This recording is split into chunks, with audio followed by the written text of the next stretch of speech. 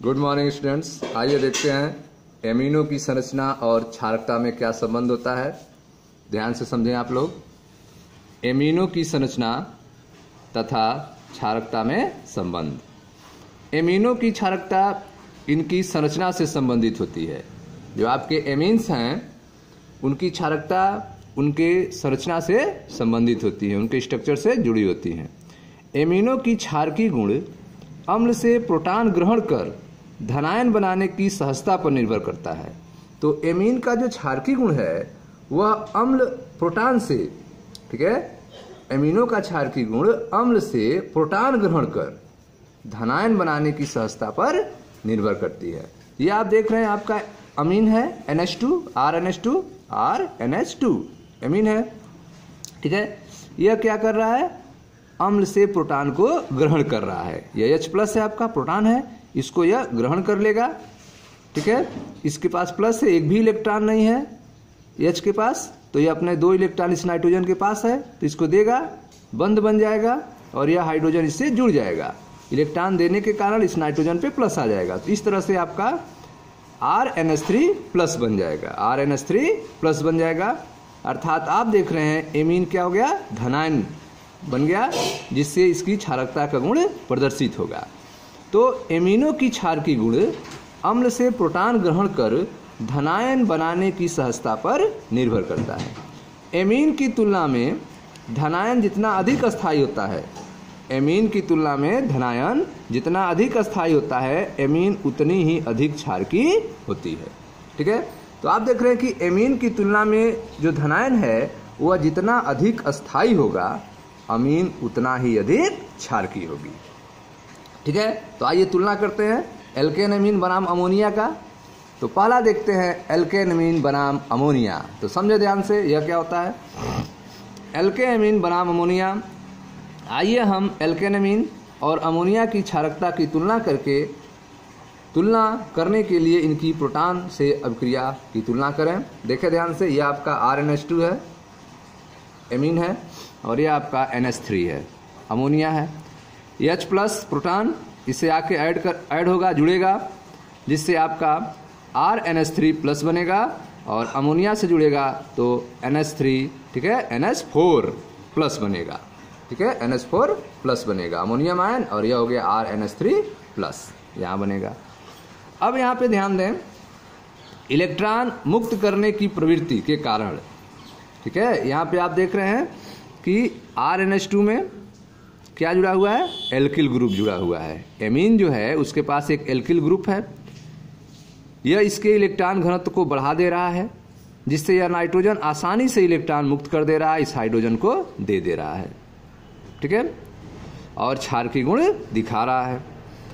Ammonia में कोई भी एल्किल ग्रुप नहीं जुड़ा हुआ है, तीनों हाइड्रोजन जुड़ा हुआ है, ठीक है। इसमें जो है +I इफेक्ट नहीं होगा, प्लस इंडक्टिव इफेक्ट नहीं होगा, इलेक्ट्रॉनिक घनत्व तो नहीं बढ़ाने वाला कोई है।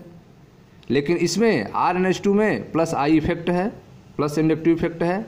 R जो है नाइट्रोजन पर इलेक्ट्रॉन घनत्व बढ़ा देगा, जिससे आसानी से यह हाइड्रोजन को इलेक्ट्रॉन देकर बंध बना लेगा और जो है आपका धनायन बन जाएगा, RNH3+ बन जाएगा। लेकिन यहाँ पर कोई भी एल्किल ग्रुप नहीं है, केवल हाइड्रोजन है, ठीक है, और यह जो है H+ से जुड़ेगा अमोनिया और NH4 बनेगा, ठीक। तो इलेक्ट्रॉन मुक्त करने की प्रवृत्ति के कारण एल्किल समूह इलेक्ट्रॉन को नाइट्रोजन की ओर ढकेलते हैं और इस प्रकार से नाइट्रोजन के असहभाजित इलेक्ट्रॉन युगल की प्रोटॉन से साझेदारी के लिए उपलब्धता को बढ़ा देते हैं।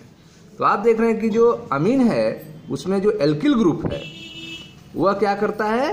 इलेक्ट्रॉन के घनत्व को नाइट्रोजन पे बढ़ा देता है, जिससे नाइट्रोजन जो है असहभाजित इलेक्ट्रॉन युग्म को प्रोटॉन को देकर साझेदारी बना लेता है। इसके अलावा एमीन से प्राप्त हुआ प्रतिस्थापित अमोनियम आयन, ठीक है, एमीन से प्राप्त हुआ प्रतिस्थापित अमोनियम आयन एल्किल समूह के +I प्रभाव के कारण आवेश के वितरण द्वारा स्थायित्व प्राप्त करता है, ठीक है। तो जो आपको एमीन से प्रतिस्थापित होकर अमोनियम आयन बनेगा, ठीक है, अमोनियम आयन बनेगा, उसमें एल्किल समूह का जो प्लस आई प्रभाव है उसके कारण आवेश के वितरण द्वारा वह क्या होता है, अस्थायित्व प्राप्त करता है। ठीक, अतः एल्किल अमीन अमोनिया से प्रबल क्षारक होते हैं। जो एल्किल अमीन होते हैं वे अमोनिया से क्या होते हैं, प्रबल क्षारक होते हैं। क्यों? क्योंकि प्लस आई प्रभाव के कारण इनका स्थायित्व अधिक हो जाता है, जिससे यह प्रबल क्षारक का गुण दिखाते हैं। ठीक है, अमोनिया की तुलना में तो इलेक्ट्रॉन मुक्त करने की प्रवृत्ति के कारण एल्किल समूह इलेक्ट्रॉन को नाइट्रोजन की ओर ढकेलते हैं और इस प्रकार से नाइट्रोजन के असहभाजित इलेक्ट्रॉन युगल की प्रोटॉन से साझेदारी के लिए उपलब्धता को बढ़ा देते हैं। इसके अलावा एमीन से प्राप्त हुआ प्रतिस्थापित अमोनियम आयन एल्किल समूह के प्लस आई प्रभाव के कारण आवेश के वितरण द्वारा स्थायित्व प्राप्त करता है। अतः एल्किल अमीन अमोनिया से प्रबल क्षारक होते हैं। जो एल्किल अमीन है आपका, ये अमोनिया से क्या होंगे, प्रबल क्षारक होते हैं।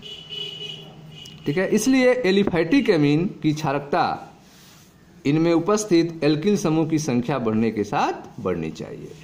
ठीक है, तो आप देख रहे हैं कि जो एल्किल अमीन है RNH2 है, उनकी क्षारकता R ग्रुप के बढ़ने के साथ बढ़नी चाहिए। एल्किल अमीन अमोनिया से प्रबल क्षारक होते हैं, इसलिए एलिफैटिक अमीन की क्षारकता इनमें उपस्थित एल्किल समूह की संख्या बढ़ने के साथ बढ़नी चाहिए। तो जैसे जैसे एल्किल समूह की संख्या बढ़ेगी, इनकी क्षारकता बढ़ेगी। गैसीय प्रावस्था में एमीनो की क्षारकता का क्रम, ठीक है, गैसीय प्रावस्था में एमीनो की क्षारकता का क्रम अपेक्षित क्रम में होता है, जो कि इस प्रकार है। सबसे अधिक क्षारकता किसका होगा, तृतीयक अमीन का होगा, क्योंकि इसके पास 3 R ग्रुप होंगे। उसके बाद द्वितीयक अमीन की क्षारकता होगी, उसके पास 2 R ग्रुप होंगे, और फिर प्राथमिक अमीन होगा जिसके पास 1 R ग्रुप होगा, और फिर लास्ट में आएगा आपका अमोनिया जिसके पास R ग्रुप नहीं होगा, केवल हाइड्रोजन होंगे। तो क्षारकता के क्रम में आप देख रहे हैं तृतीयक अमीन ग्रेटर देन द्वितीयक अमीन ग्रेटर देन प्राथमिक अमीन देन अमोनिया।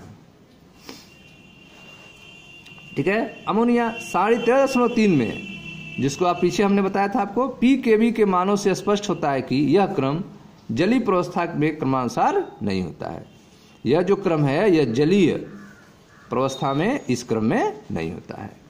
जलीय प्रावस्था में प्रतिस्थापित अमोनियम धनायनों का स्थायित्व केवल एल्किल समूह के इलेक्ट्रॉन मुक्त करने के प्रभाव पर ही निर्भर नहीं होता, बल्कि जल अणुओं द्वारा विलायक योजन पर भी निर्भर करता है। तो जो यह आप क्रम देख रहे हैं क्षारकता का, तृतीयक अमीन ग्रेटर देन द्वितीयक अमीन ग्रेटर देन प्राथमिक अमीन देन अमोनिया, यह क्रम जो है वह जलीय प्रावस्था में नहीं होता। क्यों? क्योंकि जलीय प्रावस्था में, ठीक है, जो अस्थायित्व है, जलीय प्रावस्था में प्रतिस्थापित अमोनियम धनायन का अस्थायित्व जो है वह केवल एल्किल समूह के इलेक्ट्रॉन मुक्त करने के प्रभाव अर्थात प्लस आई पर ही निर्भर नहीं करता, इसके अलावा वह जल अणुओं द्वारा विलायक योजन पर भी निर्भर करता है। तो आप देख रहे हैं कि जलीय प्रावस्था में 2 चीजों पर यह डिपेंड करता है अस्थायित्व, वह प्लस आई पर भी डिपेंड करता है और जल अणुओं द्वारा विलायक योजन पर भी निर्भर करता है। धनायन का आकार जितना बड़ा होता है, धनायन का आकार जितना बड़ा होता है, उसका विलायक योजन उतना ही कम होता है। ठीक है, तो आप देख रहे हैं कि धनायन का आकार जितना बड़ा होगा उसका विलायक योजन उतना ही कम होता है।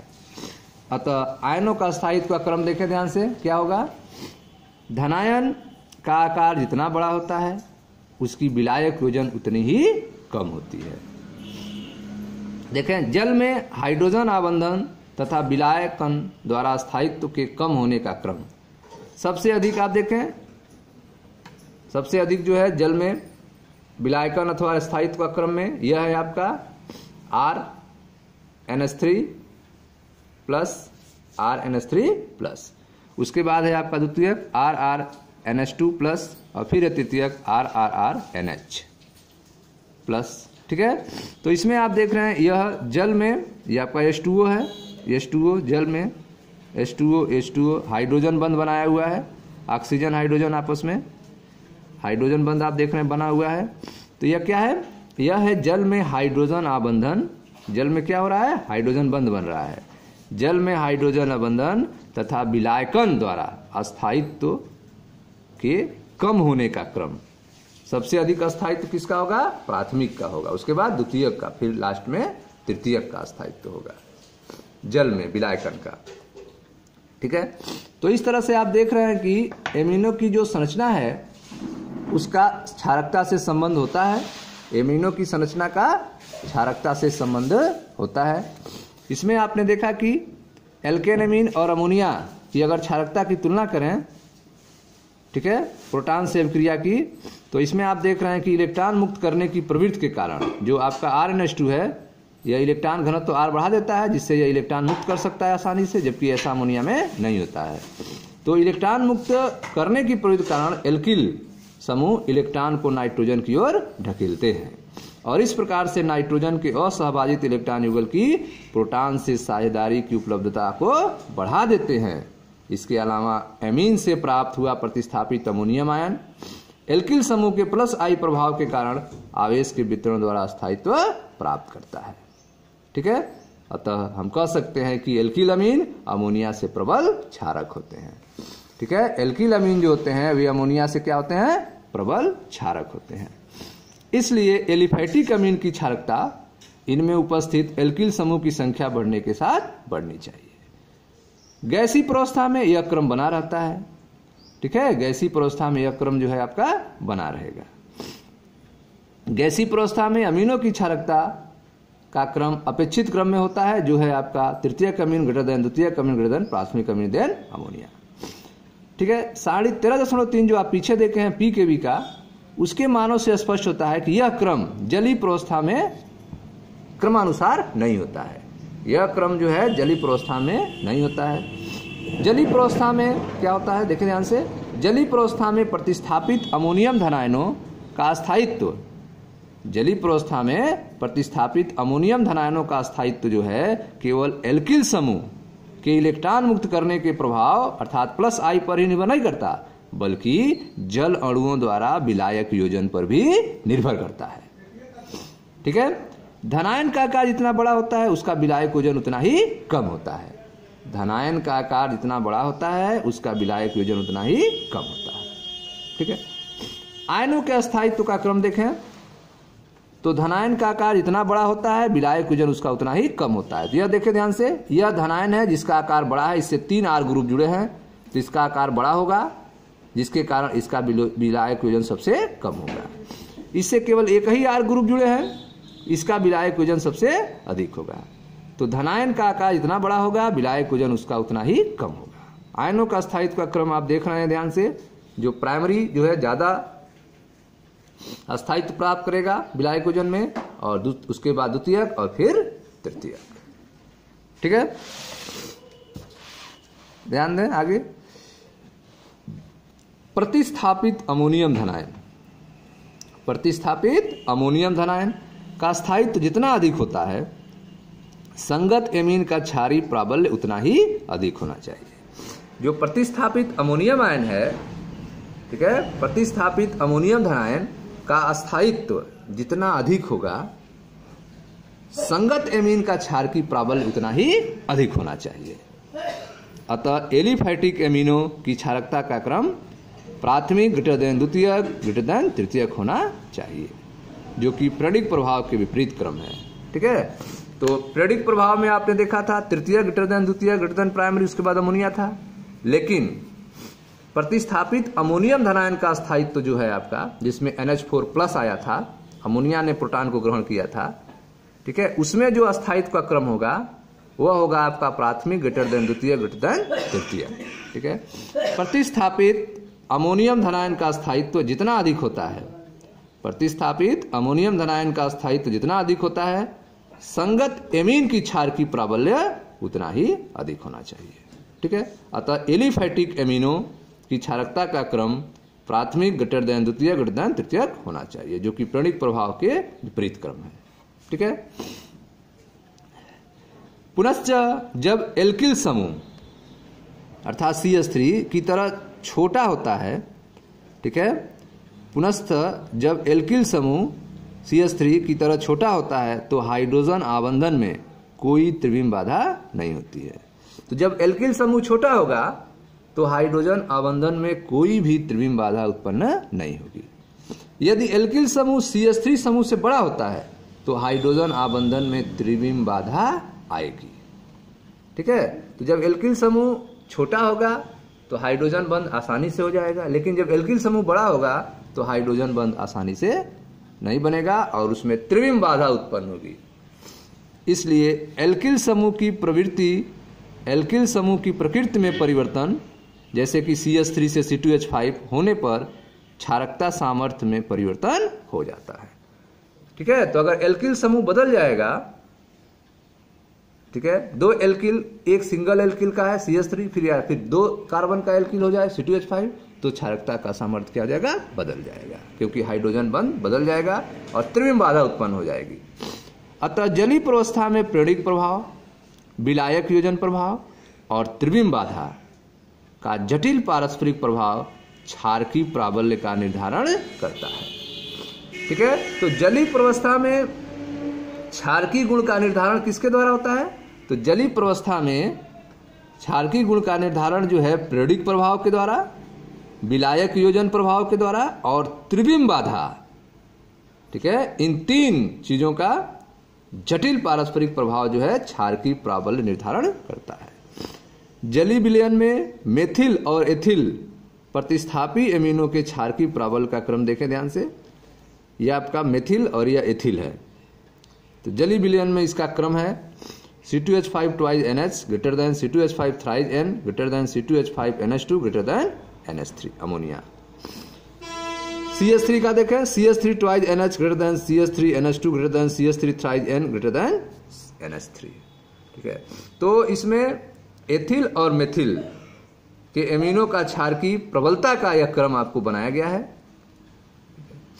तो इस तरह से आपने देखा कि एल्के एमीन बनाम अमोनिया के क्षारकता के गुण में, जिसमें आपने RNH3+ और NH4+ के बारे में तुलना किया, तो इसमें आपने देखा कि जो एल्किन एमीन होता है, जो एल्किल एमीन होता है वो अमोनिया से प्रबल क्षारक होता है। ठीक है, ये आपने देखा। नेक्स्ट वीडियो में हम एक्सप्लेन करेंगे एरिल एमीन बनाम अमोनिया के बारे में। Thank you.